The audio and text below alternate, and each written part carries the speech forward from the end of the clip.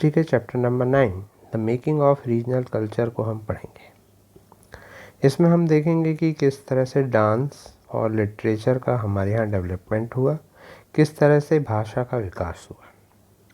तो जो Cheras and the development of Malayalam, सबसे पहले चेरा राज्य के बारे में पढ़ेंगे, चेरा डायनेस्टी के बारे में पढ़ेंगे और डेवलपमेंट ऑफ मलयालम के बारे में पढ़ेंगे। तो स्टार्ट हो रहा है कि let us begin by looking at the example of connection between language और रीजन। कि सबसे पहले हम लैंग्वेज और रीजन के कनेक्शन के बारे में पढ़ेंगे कि चेरा किंगडम जो था वो Mahodayapuram was establish in 9th century.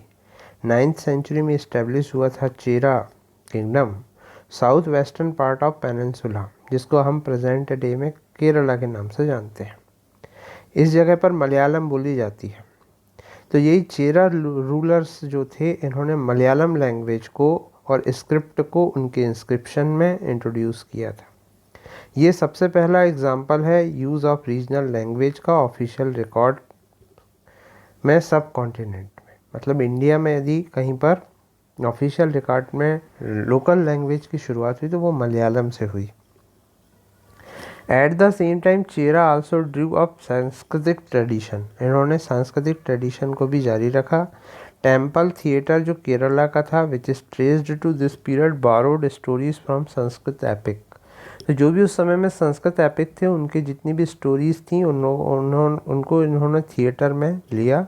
The first literary work जो मलयालम का है dated about the 12th century is directly indebted to Sanskrit, कि वो संस्कृत से लेकर के उसे मलयालम में लिखा गया था। Interestingly enough a 14th century text the Leelatilakam. तो ये लेलाटी लाकम जो था ये पहला जो है लिटरेरी वर्क मलयालम का माना जाता है, लेलाटी लाकम। तो जो लेलाटी लाकम है वो डीलिंग करता है ग्रामर और पोएटिक्स से and was composed in Manipravalam literary, जिसका मतलब है diamond and coral, referring to the two language. Diamond और कोरल से दो लैंग्वेज को बताया जा रहा है, संस्कृत और रीजनल लैंग्वेज।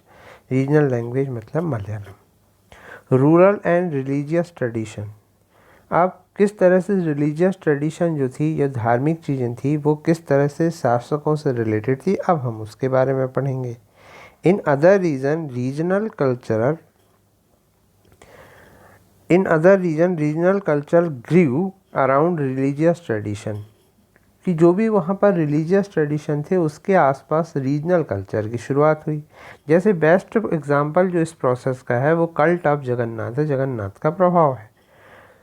लॉर्ड जगन्नाथ जो है वो पुरी में बहुत फेमस है, जगन्नाथपुरी उड़ीसा में, और इनका मंदिर भी बहुत ही चमत्कारिक है।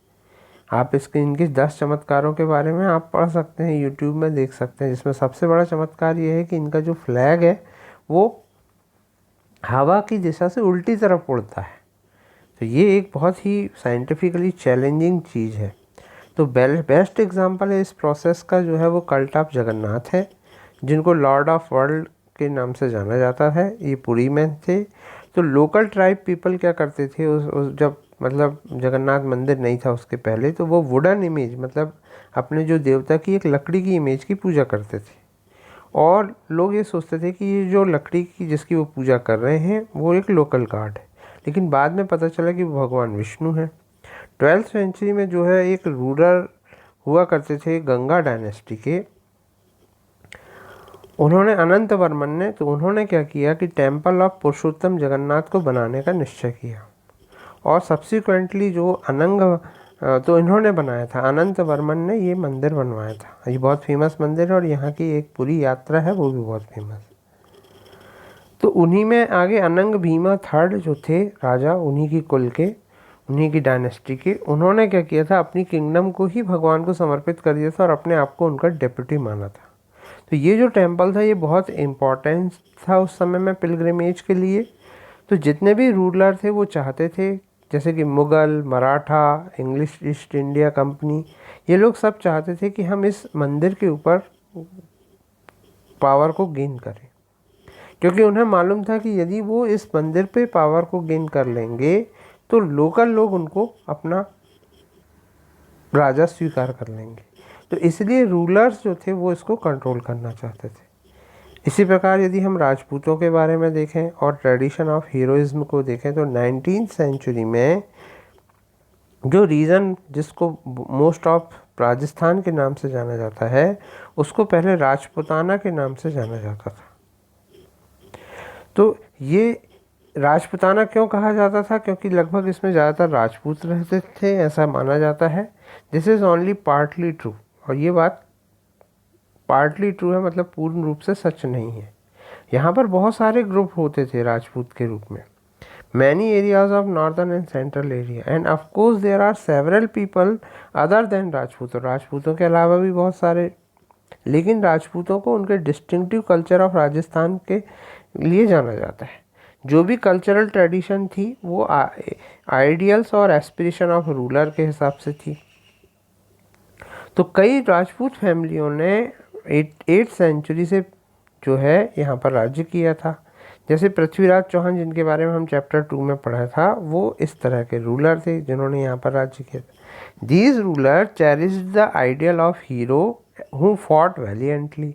और पृथ्वीराज चौहान ने इस तरह की जो है अपनी उनकी ज़िंदगी रही कि वो खुद ही एक कहानी के रूप में आज भी गाई जाती है, देखी जाती है। तो stories about Rajput heroes were recorded in poem and song and which was recited by trained minstrel. और जो ट्रेंड मिनिस्ट्रल थे, जो पोएट थे, वो इस बहुत अच्छे से इनकी कहानियों को सुनाते थे और जिससे दूसरे लोग इंस्पायर होते थे। ऑर्डिनरी पीपल भी जो थे इन स्टोरीज से अट्रैक्ट होते थे। तो जितनी भी ड्रामेटिक सिचुएशन या चीज़ें हैं उनमें इनकी स्टोरी मिलती है, जिसमें अक्सर लॉयल्टी मतलब वफादारी की बात होती है, फ्रेंडशिप, लव, वेलर और एंगर की बात होती है। वेलर मतलब होता है बहादुरी। क्या हमारे मन में ये भी बात है कि क्या उस समय में महिलाओं को कोई स्थान था लिटरेचर में और समाज में? तो हाँ, महिलाओं को भी जो है उनके हीरोइक कार्य के लिए जाना जाता था। महिलाएं जौहर करती थी और सती का उस समय में बहुत ज़्यादा, सती प्रथा बहुत ज़्यादा जो थी इस एरिया में फेमस थी।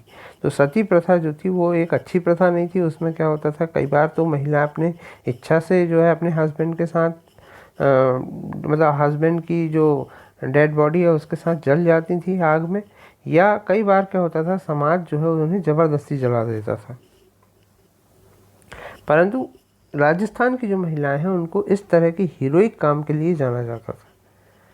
फिर उसके बाद है beyond regional frontiers the story of Kathak. अब यदि हम कथक डांस की हिस्ट्री को पढ़ें तो हमें पता चलता है कि ये जो है ये रीजनल से भी हट के आगे तक था, मतलब क्षेत्रीय, इसको एक जगह से हम कनेक्ट करके नहीं रख सकते।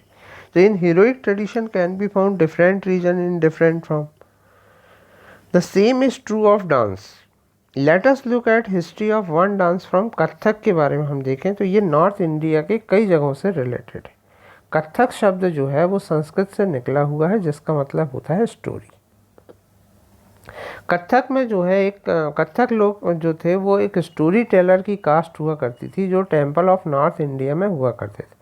हुम balanced their performance with gesture and song. धीरे धीरे क्या किया इन लोगों ने, गीत गा करके और उनमें हाव भाव को रख करके, जेस्चर माने होता है हाव भाव, तो उसको रख करके इन्होंने क्या किया, अपने परफॉर्मेंस को बहुत आगे बढ़ाया और एक डिस्टिंक्ट मॉड के डांस के रूप में 15 और 16 सेंचुरी में भक्ति मूवमेंट के साथ ही आया।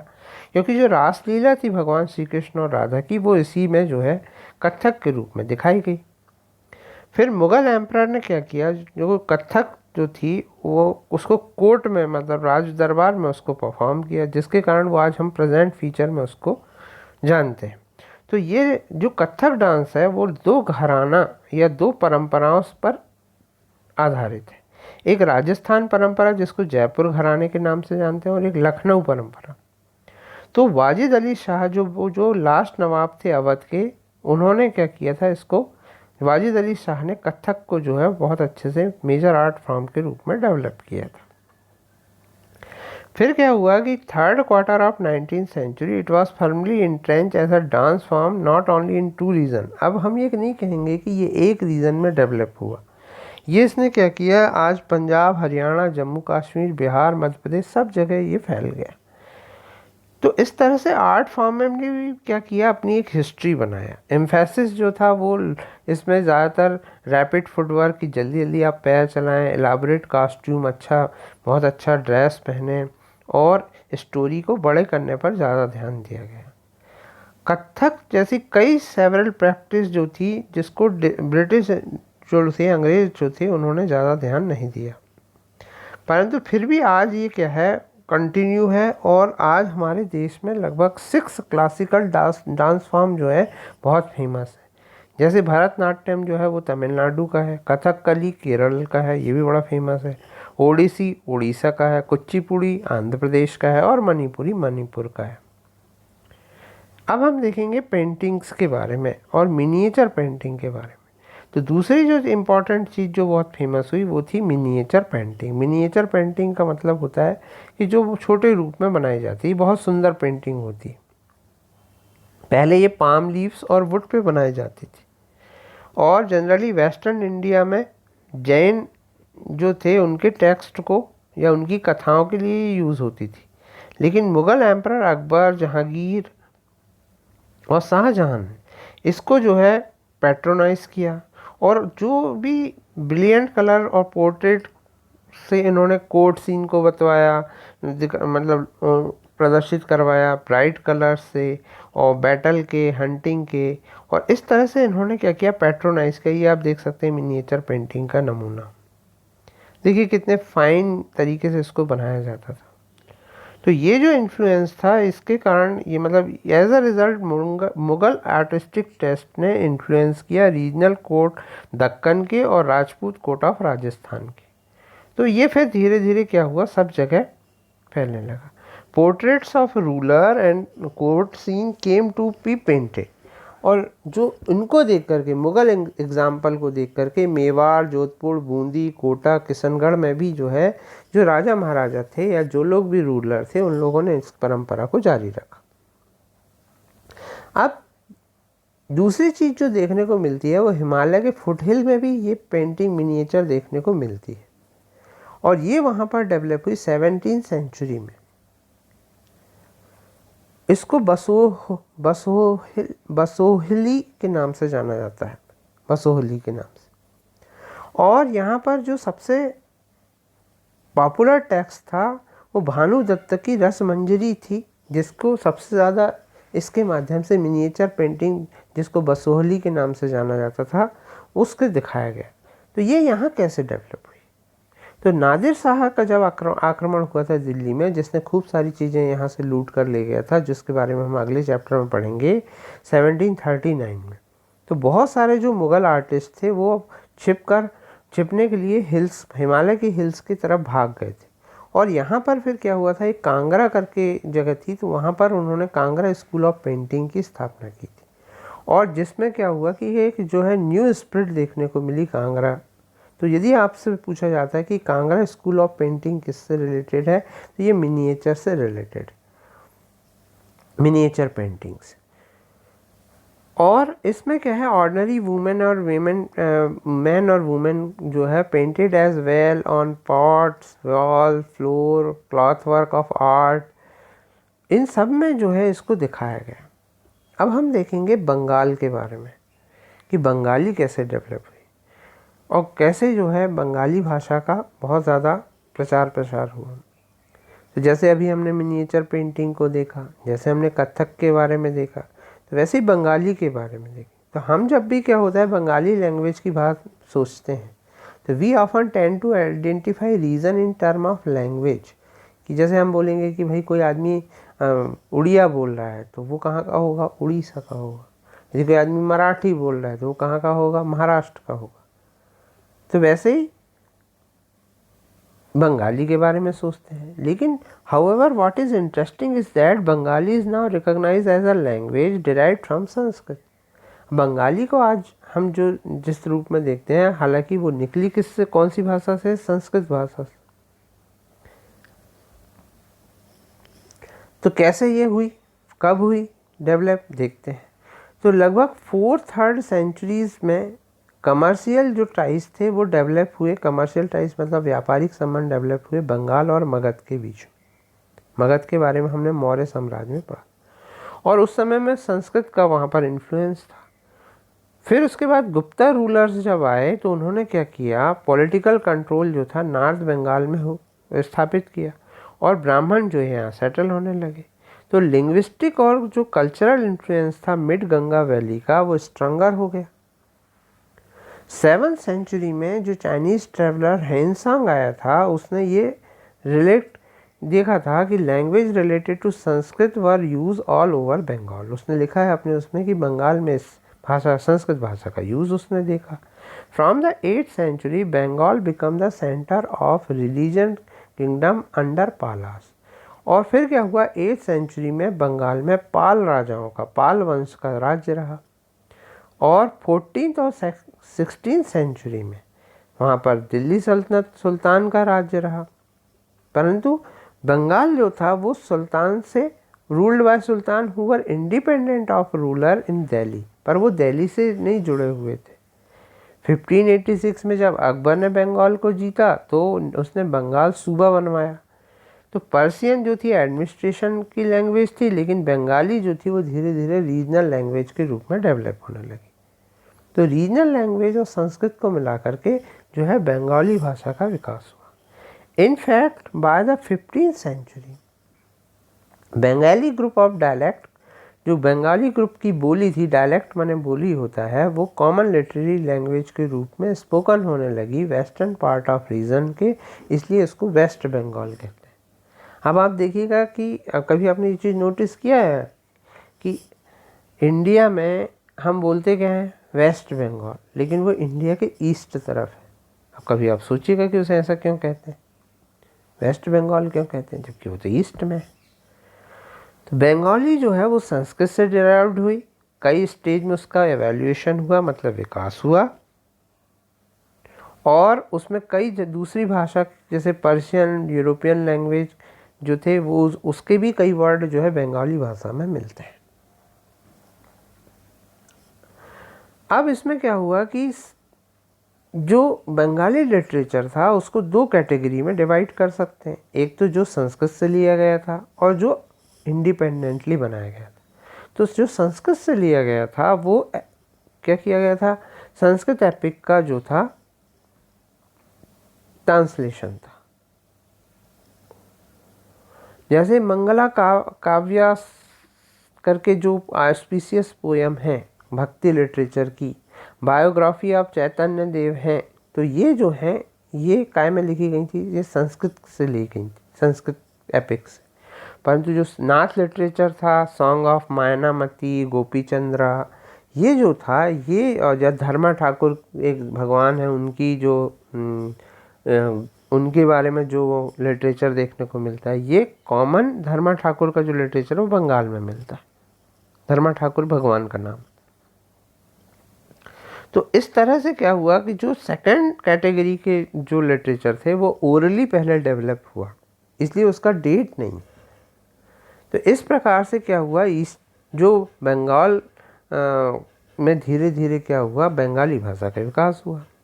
अब हम पढ़ेंगे पीर और टेम्पल्स के बारे में। 16th सेंचुरी में क्या हुआ, बहुत सारे लोग जो है लेस फर्टाइल वेस्टर्न बंगाल से फॉरेस्टेड और marshy area of south eastern Bengal की तरफ माइग्रेट होने लगे, और जैसे जैसे वो माइग्रेट होने लगे तो उन्होंने फॉरेस्ट को क्लियर किया और वहाँ पर राइस को कल्टीवेशन किया।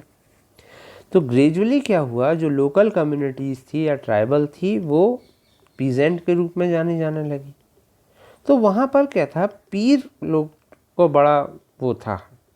पीर का मतलब होता है अ